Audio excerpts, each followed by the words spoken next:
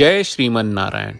ए पर जे टिप्पणी हम करे जा रहल बा रामानुजदास श्रीमान गट्टू वेणुगोपाल स्वामी जी के द्वारा दिहल गयल बा। अध्याय 18 मोक्ष संन्यास योग श्लोक 69। न च तस्मान्मनुष्येषु कश्चिन्मे प्रियकृत्तमः भविता न च मे तस्मात् अन्यः प्रियतरो भुवि।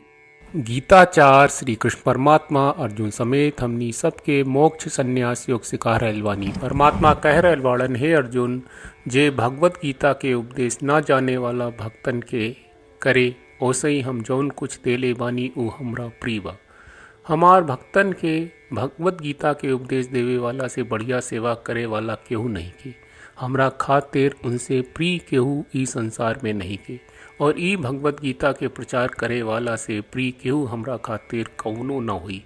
ई कह के श्री कृष्ण परमात्मा बहुत साफ साफ समका श्रीमद् भगवत गीता के प्रचार करे खातिर प्रोत्साहित कर रहल बाड़े। श्रीमद् भगवत गीता के ओ सब भक्तन के सुलभ बनावे खातिर जे एकरा के ना जानत बाड़े। ई लोग साफ कर रहल बा कि सभे के जौन काम कहल गैल बा जौन ओ लोग के बहुते प्रिय बा ऊ करे के चाही, और जे काम कर रहल बा ओकरा के साथे सहयोग करे के चाही। जो कि श्री कृष्ण परमात्मा खुद पूछत बाड़न, ता आई हमनी के आपन क्षमता के पूरा कोशिश करी जा कि भक्तन के भगवत गीता से परिचय करावल जाए। ऐसन स्थित हासिल कहल जाए जहाँ हमनी के कह सकीले कि श्री कृष्ण परमात्मा जौन कहले बाड़न ऊ कर दीनी जा और आपन जिंदगी जी जा, एकरा के सार्थक बनाई। खाली श्री कृष्ण परमात्मा के समर्पित होखला के नाते हमनी के श्री कृष्ण परमात्मा के वचन के श्लोक के रूप में जैसन बा वैसे ही दोहरावे के कोशिश करी जा।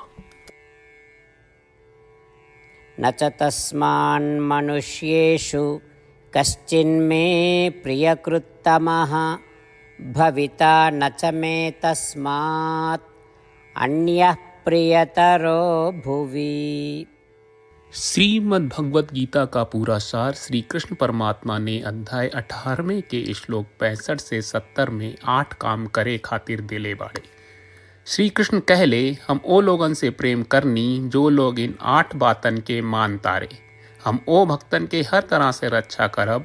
श्री कृष्ण परमात्मा के द्वारा बोलल गईल संपूर्ण भगवत गीता सुनला के बाद अर्जुन कहले, करिष्ये वचनम त्वा, जेके मतलब बा कृष्ण मैं उही करब जौन आप कही। यही कारण बा श्री कृष्ण अर्जुन के हर तरह के सफलता आ विजय प्रदान करेले। आई परमात्मा के आपन व्रत देई कि हमनी के ये 8 गौ कर्म के पालन करी जा। ई वचन परमात्मा के देवे से बड़न कौनो पूजा तपस्या यज्ञ नहीं। हम 8 प्रण कहब जौन हमनी के करे के चाहिए। आप सब कृपया इन्हन के आपन दिमाग और दिल में सोची।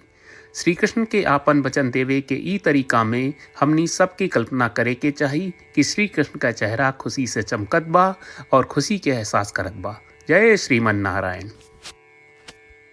यहाँ हमनी के 8 वादा बा।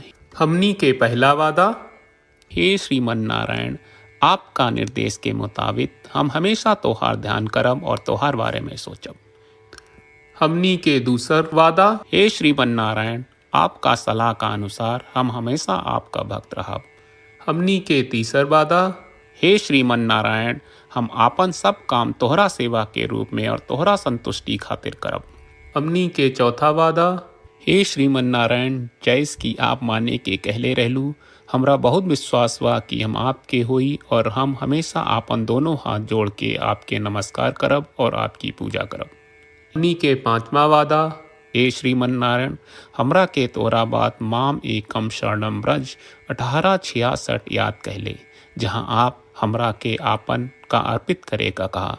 श्रीमन नारायण, मैं हमेशा तोरे शरण में रहब।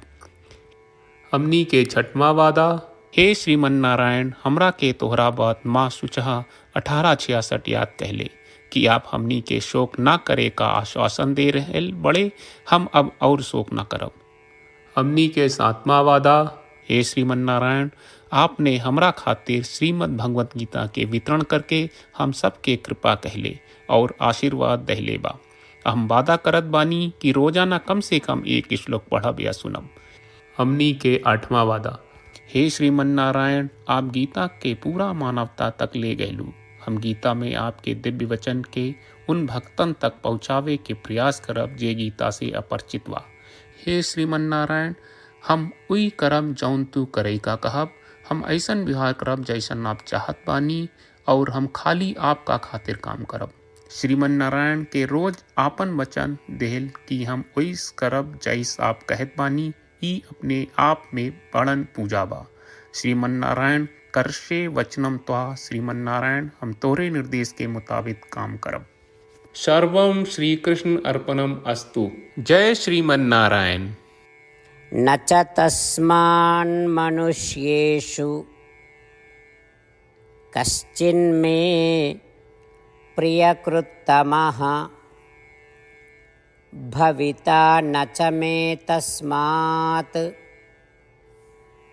अन्यः प्रियतरो भुवि। न च तस्मान् मनुष्येषु कश्चिन्मे प्रियकृत्तमः भविता न च मे तस्मात् अन्यः प्रियतरो भुवि।